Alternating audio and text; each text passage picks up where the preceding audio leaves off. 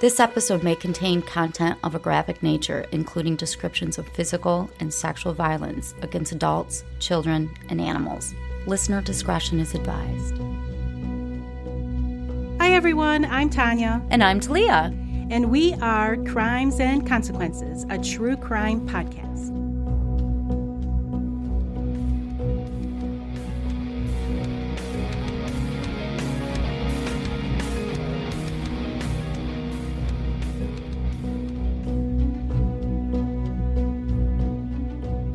Hi, Shannon. Hey, Tanya. How are you?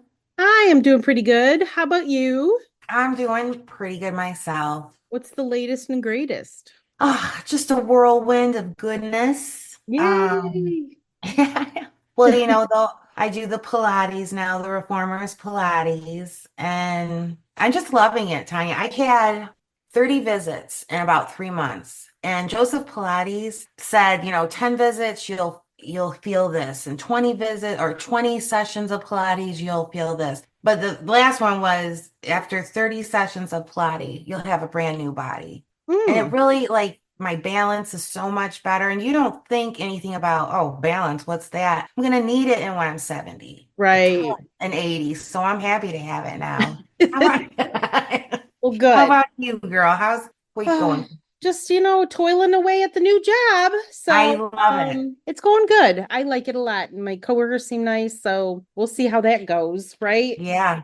I have a pretty infamous story today. It is one that was cold for a very long time. And a lot of you may know it. But before I get into it, I'm just going to remind everyone to hit like or subscribe on whatever podcast app you're listening to. Shannon, have you ever heard of the case of Jacob Wetterling?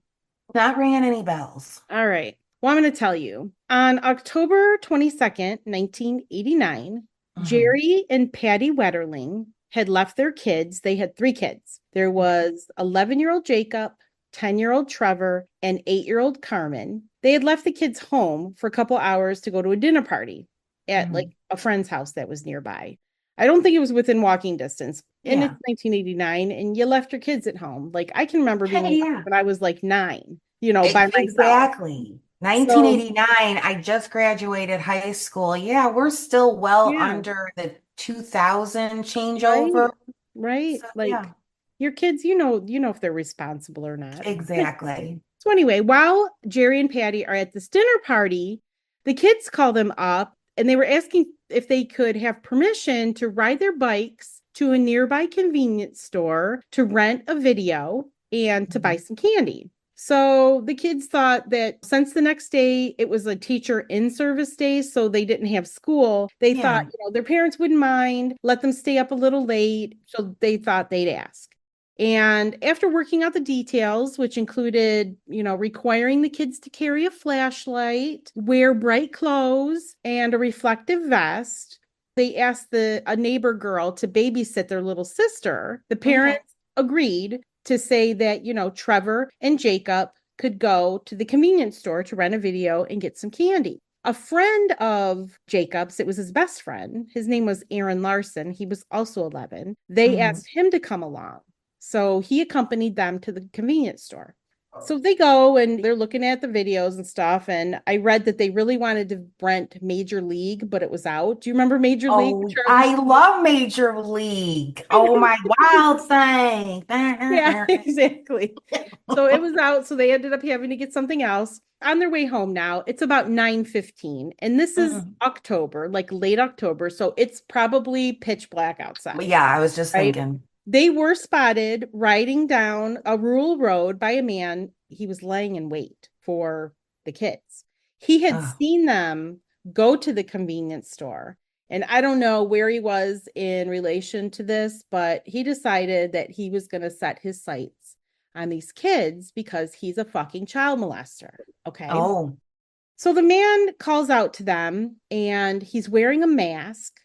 He confronts the 3 boys with a revolver and he tells them to get into the ditch. So he asked them their names and asked them how old they were. And the boys all told him how old they were and their names. And after they did this, the man decided he didn't want Trevor. who was Jacob's younger brother, who was 10. So he told Trevor to start running to a nearby wooded area. And he said, if you turn around, I'm going to shoot you. So Trevor starts running. Right.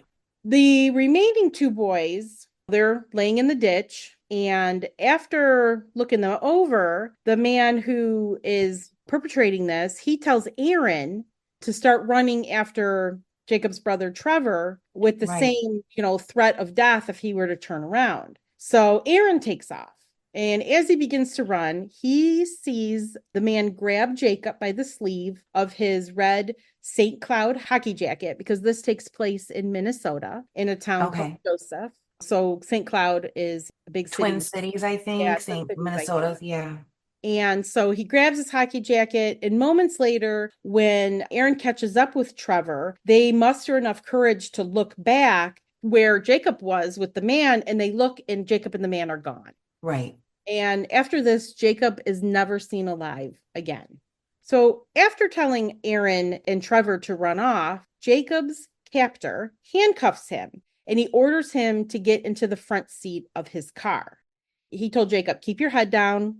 And Jacob asked the man, what did I do wrong? He's confused, like, what the fuck's going on? They drive about 30 miles away in silence to a neighboring town, and they stopped near a gravel pit where this perpetrator, he molests Jacob. Afterward, Jacob tells the man he's cold because he had made Jacob take off his clothes. And it's October. It's probably cold. Oh, right. Cold and rainy. Yeah, it's probably really cold. He asked if he could get dressed, and the guy told him, yeah, you can get your clothes on. And they walked back to the car. Jacob then asked the man, are you going to take me home? And the man said, no, I'm not. I can't take you all the way home. And Jacob starts to cry. At this point, there's a patrol car, a police car, that went by with its sirens on. And so I think the guy panics a little bit. Right. So he told Jacob to turn around so that he could pee. And when Jacob turns around, the man pulls out his gun. He puts 2 bullets into the gun because it wasn't loaded previously when he was threatening the boy. Right. And while Jacob's back is turned, he holds the gun to Jacob's head and he pulls the trigger. And at first, nothing happens. The gun doesn't go off, but he pulls the trigger again and he shoots Jacob in the head, and his body falls to the ground. Oh my gosh. The man goes back to his car and he drives home, leaving Jacob's body, right there, his gravel pit right there. But he did go back after a couple hours. He got a shovel when he went home, and he walked back to where Jacob's body was. The shovel wasn't big enough, I guess, so he stole a piece of construction equipment. Okay. From a nearby site. I don't know. This must be like midnight, 1 o'clock in the morning. I'm thinking it's late at night and he must be in like a rural area, because I don't know why anybody's not noticing. Exactly. Somebody's digging around with some heavy duty equipment. Right. So he digs a hole and he buries Jacob about 100 yards from where the murder initially occurred. Okay. So that's what happened. We're going to rewind a little bit to where Aaron and Trevor are running home. Right. Okay.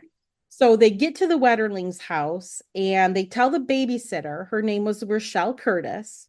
They told her everything that happened. They're in a panic. Yeah. And so she calls her dad. And when she gets a hold of her dad says, you need to call the police. You need to call 911. Mm-hmm. So she did. And the police are on it. They're like, okay.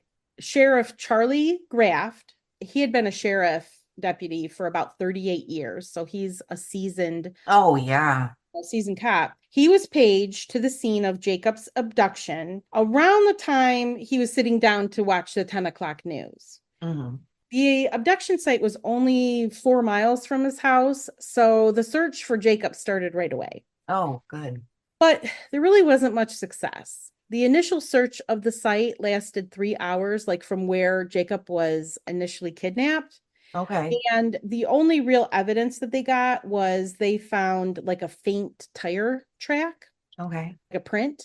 So the sheriff noted early on how difficult the case was going. Uh-huh. And he knew like there's this lack of evidence. Yes. And it's going to be a tough one. And there was like the boys had described the man, but he was wearing a mask, remember? Oh, that's right. So Yeah. when they don't have like a specific description of him, I mean, they could talk about like what his body, you know, how tall maybe he was, but His what voice. 10-year-old knows, like, oh, he's Yeah, 5'10", right? You know? exactly. So about 72 hours pass since Jacob's abduction, and Sheriff Graft was forced at this point to really confront the possibility that maybe the abductor had already left.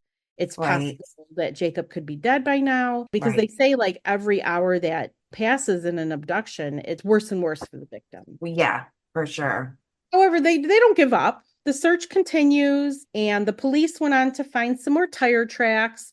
They found an adult and a child's set of footprints. And the following day, the FBI and other law enforcement agencies joined to help the investigation, and tips started coming in. An aerial search was conducted. Do you remember ham radios?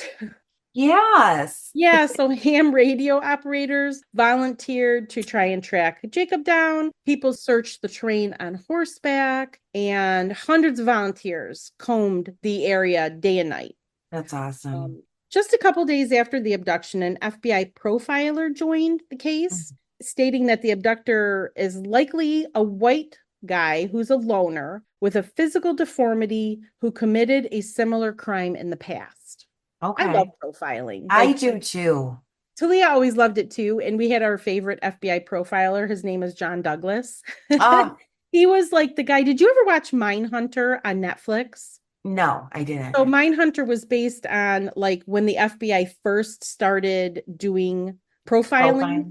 on, Okay. on criminals. And John Douglas was like one of the first people to do it. Nice. Yeah, and they were like tasked, the guys in Mindhunter, which is based on the true story of what Right. happened. They would go and they would teach other FBI units across the country, like about profiling and everything. And they had like a psychiatrist or psychologist on their team. And Wow. really, it's really interesting. But John Douglas is one of the forefathers. I love it.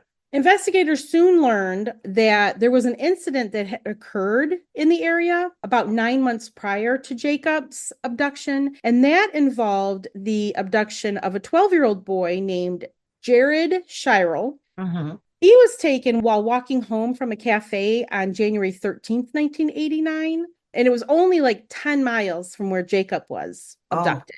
He was abducted. He lived, and he told the police the man had asked him for directions before yanking him into the car and like putting him in the back seat. They drove to a remote location, and Jared was sexually assaulted. He was raped by this man. The assault ended abruptly when the man gave him his clothing and made him get out of the vehicle, only wearing his snowsuit.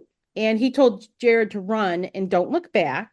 He said, don't look back and don't tell the police or I'm going to kill you. When he got away, he was like, fuck that. He went to the police. Yeah, is that good? Yeah. He described his rapist and the vehicle the assault took place in, including the fact that there was like a luggage rack on top of the car. Okay. Jared's abductor, he said, was a man that was about in his 40s, maybe, or 50s, and that he had a deep, raspy voice. Okay. The police put together a photo lineup, and Jared picked a photo of a man named Danny Heinrich. So police start looking for Danny, and they note he has a vehicle, but it didn't have a luggage rack on top of it. So they're kind of like, is it him? Because like eyewitness testimony is pretty unreliable at times. Sure. They really didn't pursue Danny until Jacob's case reignited the interest. Yes, right. Because it's very similar crimes, only now Jacob is missing. Yeah. So a week goes by after Jacob had been abducted before his case made it onto a current affair. Do you remember a current affair? Oh my goodness. Yes. I can hear the dun dun dun. Yeah. I know. It was like we didn't miss it at my house, right? No. For all of you who don't remember, it was a prominent news magazine show, and it was kind of tabloidy, right? Yeah, news entertainment. Yeah, it was a little like news entertainment, but they also did serious stories. Yes. They still did tabloid type stuff. Yes. Businesses from St. Paul and Minneapolis put up $100,000 reward for Jacob's safe return. Wow. The governor of Minnesota activated the National Guard, the State Patrol, and the Department of Natural Resources to search a 700 square mile area for Jacob. But as the days turned into weeks, a mailing campaign was launched to send out flyers to hospitals, truck stops, and other social agencies to alert them about the abduction. Yeah. The baseball team, the Minnesota Twins, Mm-hmm. and the football team, the Vikings, they showed public support for the Wetterlings, trying to get publicity for It's like the whole state of Minnesota was behind the family. That's awesome. And Jacob's parents even gave an interview to Geraldo Rivera. Oh my gosh. I don't know where Geraldo was working. I know. I don't know where he's working at the time, but I don't know if he had his talk show. His show. Yeah. It was probably so. But you know, they're trying to get the word out. You know, yes. I would do it too. So me too. But by November 5th, the lack of progress in the investigation led authorities to give half the investigators the weekend off, and agents from the FBI and the Minnesota Bureau of Criminal Apprehension were taken off the case because I think it's probably been like 3 weeks at this point. Oh, wow. Yeah. They're cutting back on the staff. Sure. Focused. So throughout November and December, the authorities, they begin searching for a man seen at a Tom Thumb store the night of the abduction. People said that this man, he was about 6 feet tall with a large build and receding white hair. He had glared at customers and didn't buy anything. The FBI decided they had an interest in talking to him, and they released a composite sketch, but no leads came from it. Okay. They also released a sketch made from Jared's description of his abductor, and that led to a bunch of tips. Oh. About 3:40 on the day that Jacob went missing, a high school sophomore walked into the sheriff's office with his father, asking to speak to an investigator. And when they got the chance to sit down with an officer, the boy told him that there'd been roughly 8 molestations in the city of Paynesville, Minnesota, in that area. Oh my God. And that's where he was from. And it was about 30 miles away. Okay. And if you remember, Jacob his abductor had taken him about 30 miles away. What? Yeah. During the interview, the boy said he saw 2 of the assaults himself. He watched as someone grabbed boys off their bike and threatened them with a knife. He believed the abductions were carried out with military precision, is what he said. And that this is maybe what happened to Jacob. You know, him and his dad came in and they're thinking they might have some valuable information. Right. So they said, you know, you might want to contact the Paynesville Police Department and get more info. Right. Around this time, the FBI decided to bring in National Guard member and longtime Paynesville resident Danny Heinrich in for questioning. And this is about mid-December. Okay. Okay, so they're back hot on the trail of Danny. This is now 12 months after he was initially identified by Jared. Okay. In that photo lineup. So Danny goes in for his interview and the FBI sit him down and they ask him if he has an alibi for when Jacob was abducted. And he said he didn't have one. He also said, you know, I don't know what you're talking about. I don't know Jacob. I don't know Jared. And the FBI let him go. Okay. They really didn't have like enough, I guess, to really help them. In early January 1990, around the 8th, the investigators for Jacob's case from the Stearns County Sheriff's Department, they go and they sit down with the Paynesville, Minnesota police chief. Okay. They finally make their connections after that dad and kid had gone in to tell them. And the Paynesville police chief, his name was Chief Robert Schminski. It's a strong Polish name. It's a strong Polish name, yes. Yeah. He shared the details of the years-long molestation episodes that Paynesville had been suffering through. Like, this has been going on that town like for a while. He said that he thinks that Danny should be considered a suspect in both Jacob and Jared's case. So the following week, Danny's brought in again, and he was asked to hand over his tennis shoes, which he did. Mm-hmm. He was asked to give body hair samples, which he did. Mm-hmm. They took pictures of the tire tread on his car, and they were compared to the plaster cast of the tire marks that were taken at the scene of Jacob's abduction. After they compared them, detectives documented that his tires resembled the prints that were at the scene. Oh, wow. So that leads the investigators to ask Danny to give them the rear tires on his car, and he gives it. Danny was taken in that same day for a polygraph, which he failed, he failed that. And that led the investigators to start like a surveillance. They put a surveillance team on him. Good, right. Over the next 2 days, Danny led the investigators to local bars, down dirt roads, and he did lose the officers that were trailing him a couple of times. I don't know why. I don't know why he was so wily, right? But he slips away. Yeah. Law enforcement was able to track down the car that Danny was driving at the time of Jared's abduction. Because remember, they first looked at his car and it didn't have that roof rack. Yeah, the roof rack. But they realized that he had a different car at the time. Oh, at that time. Okay. Yeah, when he abducted Jared. It had been repossessed shortly after Jared had been raped. Yeah. So police asked Jared to sit inside the vehicle that they recovered. And on January 16th, investigators asked Jared, on a scale of 1 to 10, how similar is this vehicle to the one that you remember being in when you were abducted? And he said it was like an 8 or 9. Right. He was probably scared shitless. You know, I'm surprised he noticed anything because I think I would be terrified. Pulled off your bike and snatched into a vehicle. Right, exactly. Like it's terrifying. The police took carpet and seat samples from the car for testing. Okay. The following week, a search warrant was obtained for Danny's father's house. Danny had moved in with his dad in October of 1989. Investigators were looking for, like, best case scenario. They were looking to see maybe Jacob was there, maybe some of his clothing. You know, they're looking for the gun that was used to intimidate the boys. Right. Or any kind of material linking him to this crime. But all they found were 2 police scanners, a carrying case, a list of scanner frequencies, camouflaged clothing, brown caps, which I don't know if they were like woolen hats or if they were. Oh, right. Yeah. And a pair of boots. They never found like the mask either. So during the search, a third police interview took place with Danny, where he was asked about his whereabouts. Now, again, the night of Jacob's kidnapping.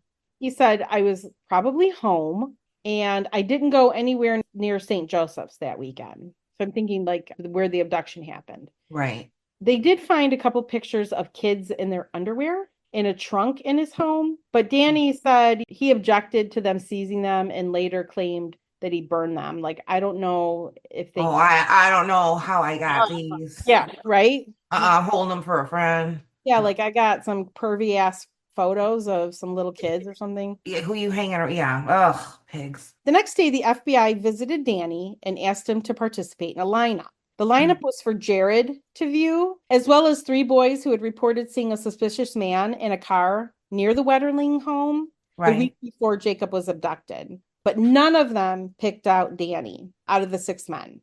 And unfortunately, Jacob wasn't given the chance to listen to their voices, like the police didn't have them speak. Additionally, neither Trevor nor Aaron had been given a chance to view the lineup. So none of the victims of the Paynesville molester were called in to see the lineup. It's so weird to not have the guys say words. Right. Give a script of what, you know what I'm saying? And the boys would be able, a human being will pick that up. Right. You know, no one's hearing that before. I was thinking of the lineup in, what was the movie with Kaiser Soze? Usual Suspects. Usual Suspects. Sorry, making light in the middle of this. No, right, but it does really have funny. Eric Baldwin, the Baldwin brother. Stephen Baldwin, one of the Baldwin. I think it is Stephen. And Benicio del Toro's in it. Yeah. Gabriel Byrne, I think. Gabriel Byrne. Oh, yeah. That Irishman. Great movie. Perfect. Yes. Movie. It was perfect. It was a masterpiece. Chef's kiss. Yes, chef's kiss. So anyway, back to Jacob's story. Yes. So none of these kids got to see this lineup. And while he was there for the lineup, Danny picked up his tires as the FBI considered the tread was consistent with the imprints left at the scene, but they weren't an exact match. On February 9th, 1990, the FBI lab concluded that the fibers found on Jared's snowsuit matched those that were in Danny's car. Because remember, they took those samples. Yeah. So detectives arrested Danny in connection with the kidnapping and rape of Jared. Good. Danny was drunk when he was arrested. Big surprise. And subsequently, he was questioned again. He said he wasn't guilty. He said he wasn't going to talk anymore without an attorney present. So at least he's not a complete dumbass. Yeah, exactly. The Stearns County Sheriff's Department had people watching the interrogation, and it's claimed that the FBI agents interrogating Danny were sort of inexperienced. Additionally, the FBI profilers that were overseeing the interrogation didn't file a report on it. And reportedly, they told detectives they didn't think that Danny was guilty of what he was being arrested for, in their opinion. Wow. Eventually, Danny was released without being charged. And the FBI further reduced the number of agents that were on the case. Oh my gosh. Let go. Just 2 months later, in April of 1990, the FBI lab determined that the shoe imprints from Danny's shoes corresponded in design, quote unquote, but they, again, couldn't be determined to have made the actual tracks. They were similar, I guess, but not But quite. not 100% lock and match, right? Yeah, and I mean, the case had such little physical evidence. Right.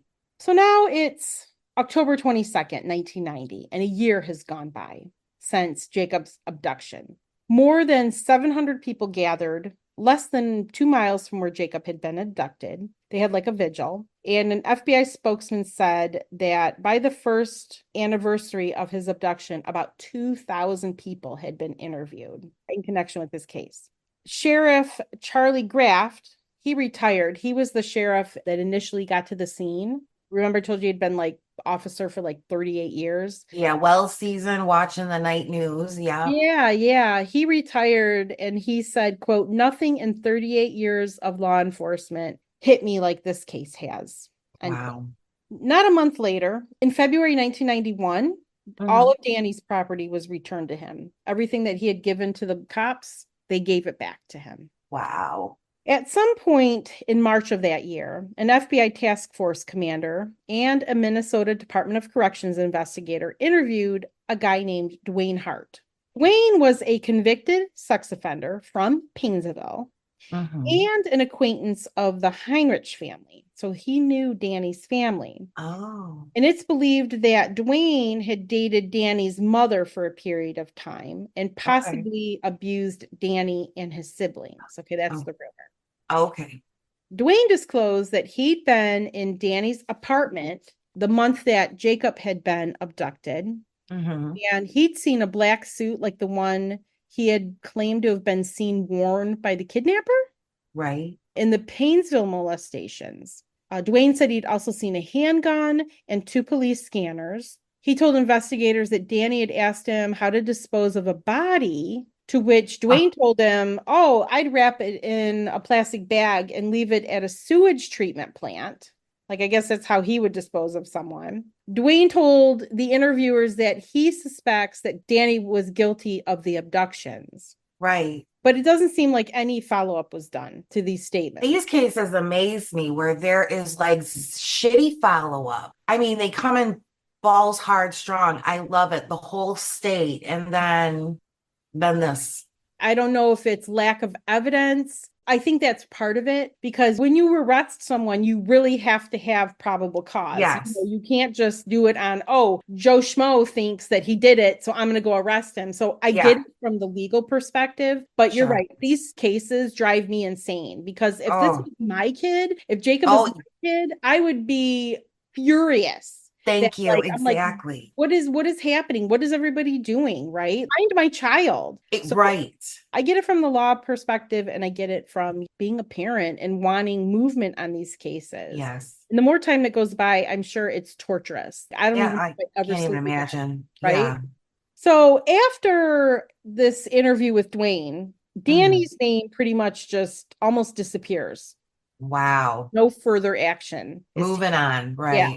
So while the investigation itself stalls for a number of years, there is some movement. In May of 1991, U.S. Senator Dave Durenberger proposed a national registry of people who have committed crimes against children. That was approved in 1994 as the Jacob Wetterling Act. Oh, wow. And it was part of a larger violent crime bill. It required any person convicted of a criminal offense against a minor or who is convicted of a sexually violent felony to register with police. Now, we have the sex offender registry. Yes, we do. So this is where it came from. They had to register with police for 10 years after they're released from prison, parole, or probation. So they have to report annually. And that's something that's still today. I'm not sure what the Michigan law is, if it's 10 years or if it's... I think I can look it up too, but I want to, the word on the streets when I heard it was 20. Okay. Yeah. So yeah, I'm not sure. 10, Yeah. 20, they sound, to me, it should be for life. Yeah. Oh, absolutely. That's what you're the fucking, so you aren't on this planet no more. Yeah. Right. In August of 1997, now Jacob is still missing. Okay. This case goes cold, unfortunately. In August of 1997, an age-enhanced photo was released showing what Jacob would look like at age 19, and it was sent to 73 million U.S. homes. Wow. They did an age progression. In January 2003, a man named John Sanner, he was elected sheriff of the county in which Jacob had been abducted. Okay. He had worked the Wetterling case early in his career, but now it's 14 years old. It's been kind of very quiet in the cold cases for over a decade. Right. But in October of that year, a man named Kevin came forward saying he had driven his car through the Wetterling crime scene after hearing reports about the search on a police scanner. He was the one that probably left the tire tracks at the kidnapping scene. And this guy was never considered a suspect, but he's like, oh, I drove through it. That might have been my tires. Yeah. So Sheriff Sanner took this information and he decided to change courses in the investigation. So now the police started to think maybe the kidnapper was on foot rather than driving a car. So there's a music teacher that was in St. Joseph. His name was Dan Rassier, and he was known as Mr. Bebop to his students. Okay. He lived in a farm that had been in his family since 1931. At the end of the farm's long gravel driveway, unfortunately, that was the site where Jacob had been abducted. Oh, okay. On October 22nd, 1989, Dan Rassier, Mr. Bebop, he was a young 33-year-old man. Right. He'd just returned home from a run, and he sat down to type index cards for his music catalog. Through the window, he sees lights of a tan Monte Carlo type car barreling up the driveway at about 60 or 70 miles an hour, fishtailing in the gravel, and the car blew past his house and zoomed up the hill behind his house. And later, again, Dan was alerted to the window by his dog that was barking. This time, he saw a smaller, darker vehicle driving fast up his driveway, taking the same route as the other car had earlier. And not putting much stock in it, he went back to bed. Only he was alerted one more time that night. Around 10:45, that's when he found people with flashlights moving near the family's woodpile on his farm. So he calls 911 to seek assistance for trespassers, or God only knows, are they thieves that are going to try and break in?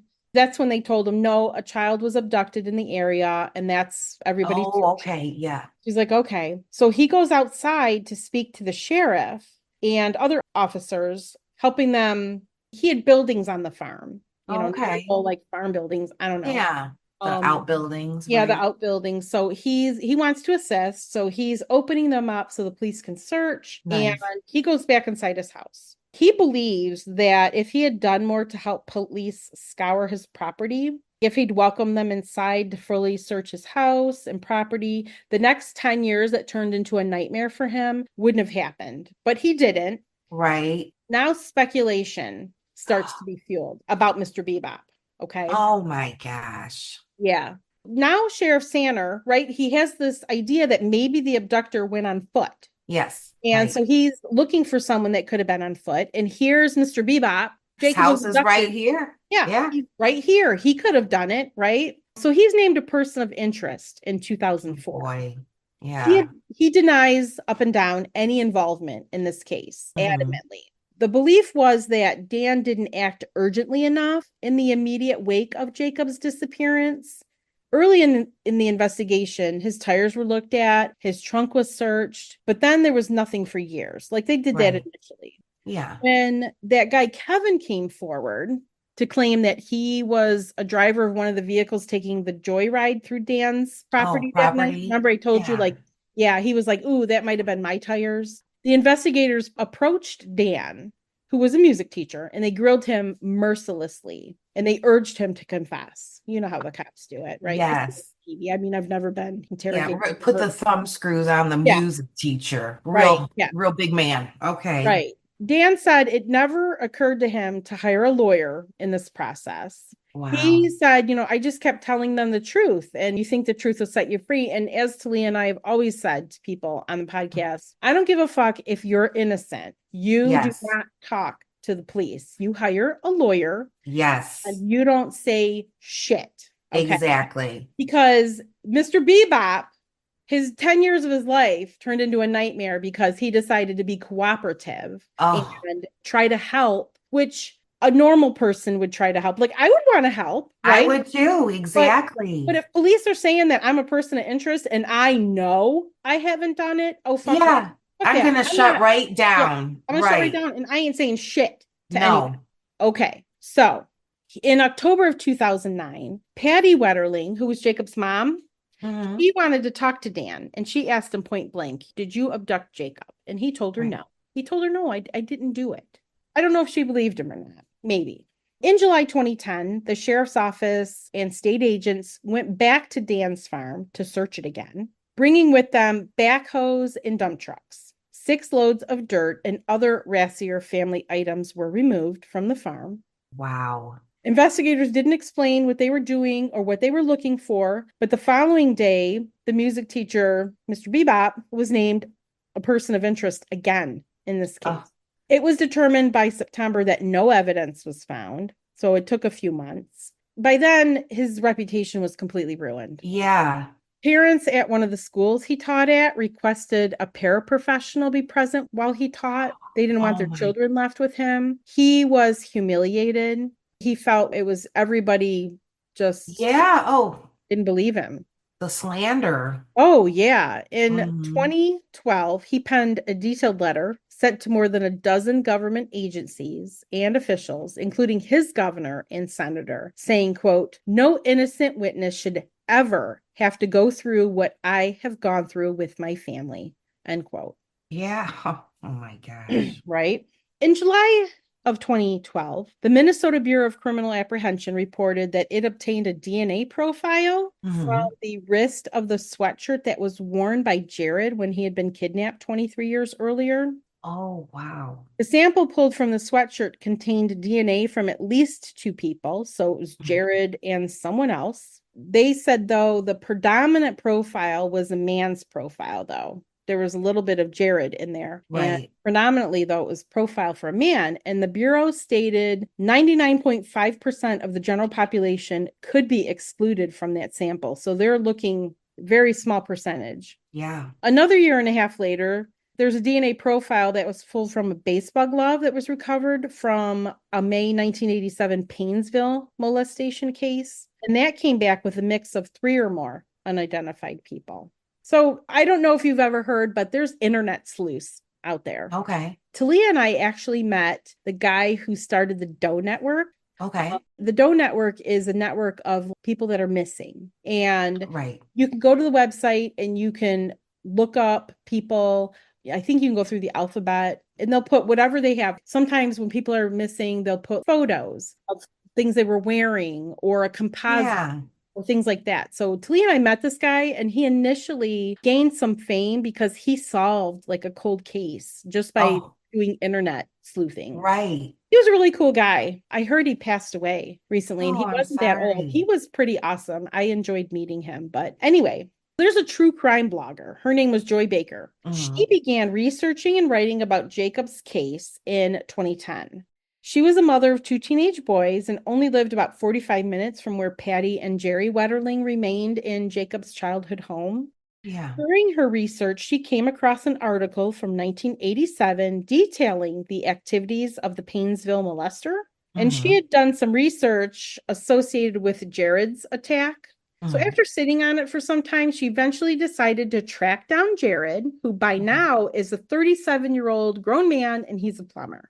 Jared was still actively interested in finding his attacker and bringing him to justice. That fucker should pay, right? Absolutely. And Joy also reached out to Patty Wetterling, who, even though she was initially skeptical, she had begun to believe in the trail that Joy was following. And the police listened. They paid attention to what she had to say. And in 2014, the FBI's Child Abduction Rapid Deployment Team reviewed the entire Wetterling investigation. And now they zeroed in on Danny Heinrich again. On May 12th, 2015, the DNA that had been collected from Danny in 1990 was tested. And the results were returned and found to match the DNA that was on a baseball hat from the Paynesville molester case with 80.5% certainty. But the sample on Jared's sleeve matched to a, quote, degree of certainty that the profile would not occur more than once among unrelated people in the world population, end quote. Wow. Unfortunately, Danny would never be charged with Jared's abduction and assault due to the statute of limitations running out by the time Are the you DNA. serious? Yeah, by Who the puts time a fucking statute of limitation on Yeah. rape? On rape. Yeah. How fucking dare you? I know, right? Like, it's terrible. The police are now alerted to Right. Danny. Okay, He's totally his DNA on the radar. matched. Yeah, the DNA matched, and this fucker's a nasty asshole, like molester. Yeah. We're gonna zero in on him. So they searched Danny's home. That was carried out July 28th, 2015. It was a small one-bedroom house owned by Danny's dad. And they found and seized 19 three-ring binders containing child pornography.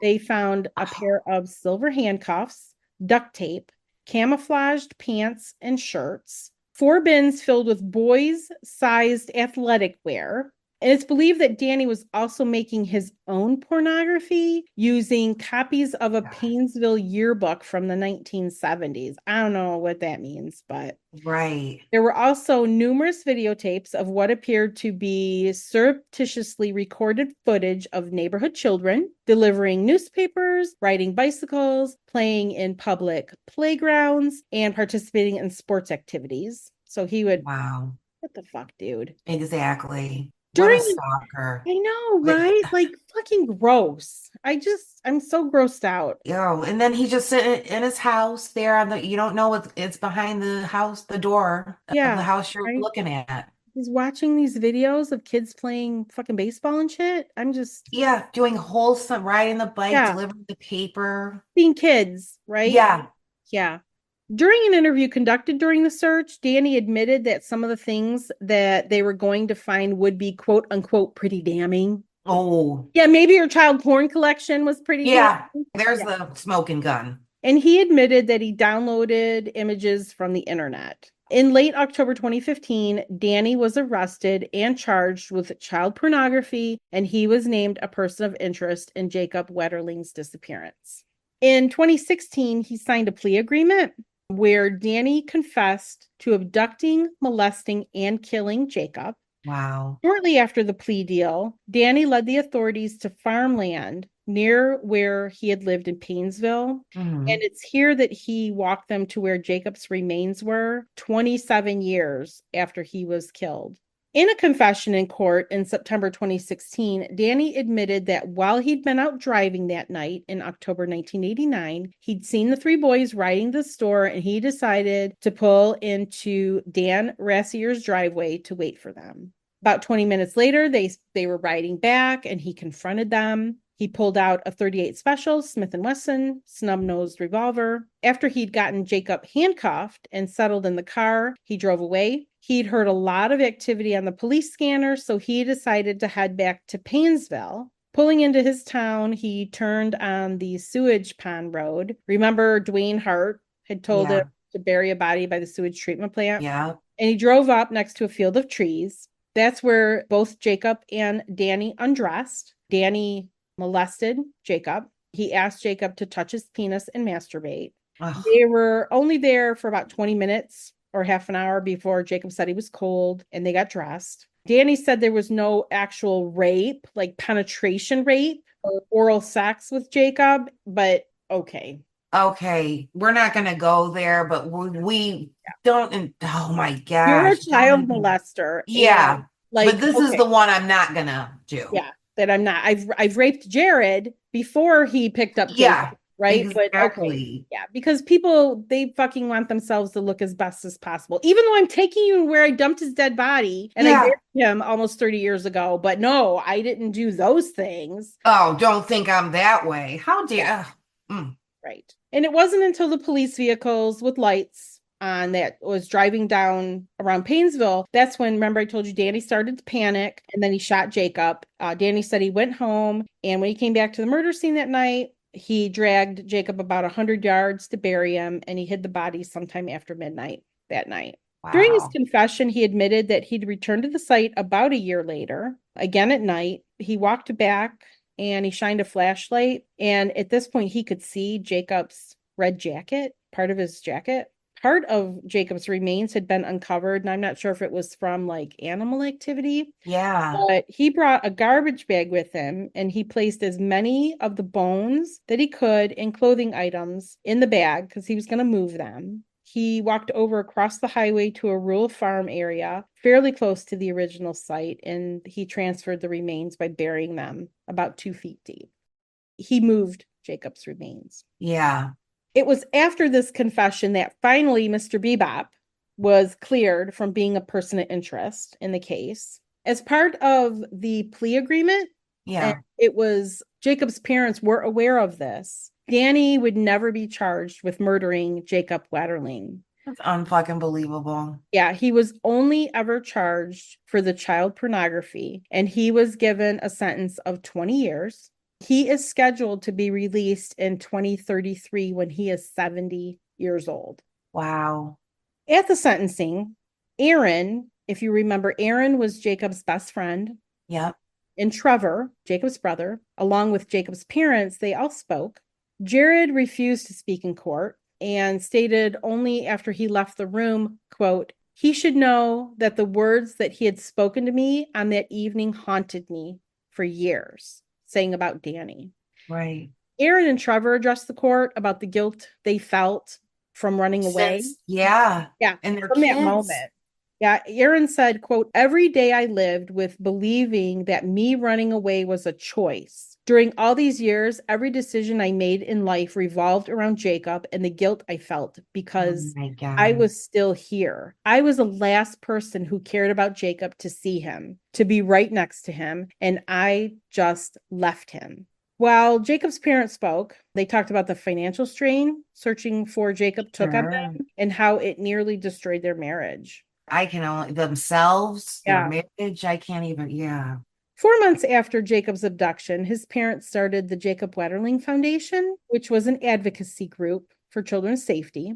In 2008, the foundation became the Jacob Wetterling Resource Center to carry on the work of educating the public about who takes children, how they do it, and what each of us can do to stop it. This year is the 35th anniversary of Jacob's disappearance, and Wow. it's almost October 22nd. So we're at Right. we're in mid-September, and it's the 30th anniversary of the Jacob Wetterling Act being passed. Wow. One of our listeners brought this case up and Okay. thought it was important that we do it because of the anniversary date. I'm thankful. Yes. Have the story about Jacob. It was STACY Jackson Mercer, and she mentioned it in our members only group. So Well, thank you, Stacy. Yeah, I'd like to thank Honest. Stacey for the suggestion. I hope The story is just so, the silver lining, of course, is the sexual registry. yes. Yeah. For finally to protect children. And Yeah. it's such a great cost for Jacob's family and, of course, himself. And then, oh, gosh, that Danny. Yeah. Oh, I know. What a fucking gross human being. fucking walking around with child porn. I don't get it. That's so infuriating. Absolutely. Like, I don't get it either. I'm just It's unsettling, but then you kind of know how we got to where we're at on certain things. So right. it's right. It always takes a tough. tragedy of some sort to have things happen. Yes. Laws to be made. Unfortunately, like you said, it's such a high cost to the Wetterling family. Yeah, and Jacob, for sure. Jacob will never get to live his life, and No. his brother and his friend are scarred forever. Since that moment, they have also been victims with what kind of life when all you're thinking, oh, I thought I had a choice. And even though the gun wasn't loaded, he didn't know that. No, he doesn't. He's an 11-year-old boy. Yeah. Things are happening in real time. He has no worldly experience, but that motherfucker does. Right. Exactly. Mm. So Danny is in prison still. I hope he gets there. Rot. Yeah, I hope he gets his ass beat every day in jail. I hope he never takes a free breath. Yeah, I know, right? I hope he's harassed by all the other prisoners he's in there with because he's a fucking gross ass child. Yeah, I do hope that I've heard that, like in prison, the guys or whichever where you're at, they do not take kindly to child molesters. Yeah. So I hope the chickens have come home to roost for Dan. Yeah, me too. So thank you, Tanya, and thank you, Stacey, again. Thank you, everyone, for listening to this week's episode. I'd just like to remind you again to hit subscribe or follow on whatever app you're listening to. If you would like to become a Patreon member and get additional episodes in addition to this episode, this is our weekly episode that we publish for free, but we do have a weekly episode that our Patreon members and also Apple subscribers subscribe to enjoy. Yes. Yeah, they get to enjoy it. So it's double the fun, I guess. I don't know if that's a great word, but you know what I'm saying. And you can go to patreon.com, patreon.com/TNT crimes. And you can sign up there, or if you listen on the Apple Podcast app, you can become a Apple subscriber there. Just click a button and that's right. You have your credit card loaded in. It's easy peasy. So lemon squeezy. Yeah. Exactly. So we have a website. If you were interested in merchandise, our website is crimesandconsequences.com. We are a little behind on getting our episodes on there, but one of these days we'll get them all caught up. But the merch is out there and you can take a look. And the merch is fresh. Yes. Yeah, so exactly. So anyway, thanks for listening. And until our next episode. Yeah. Thanks, guys. You guys take care. Yeah. See you next time. Bye.